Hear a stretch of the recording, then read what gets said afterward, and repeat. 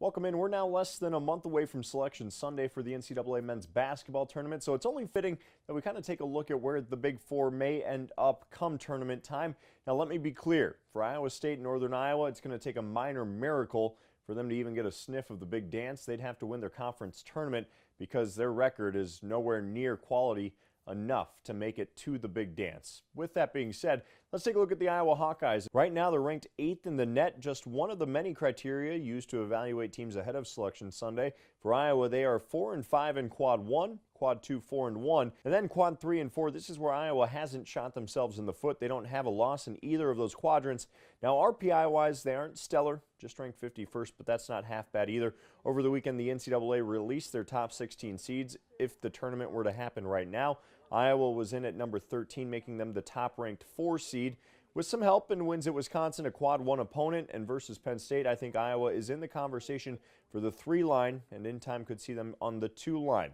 Now, if they want to move up any more than that, you're looking at having to win out and then possibly winning the Big Ten championship. That would probably put them on the 1 line, but that is a big what if. Granted, they are starting to catch some fire. Joe Wieskamp going off this weekend as well, so we'll see if the Iowa Hawkeyes can get their mojo going. The other team to talk about, the Drake Bulldogs. Now, they are not a Cinderella story by any means. They've been nothing but stellar under Darren DeVries. And this year is no different. The Bulldogs 18-2 this season, 11-2 in conference play.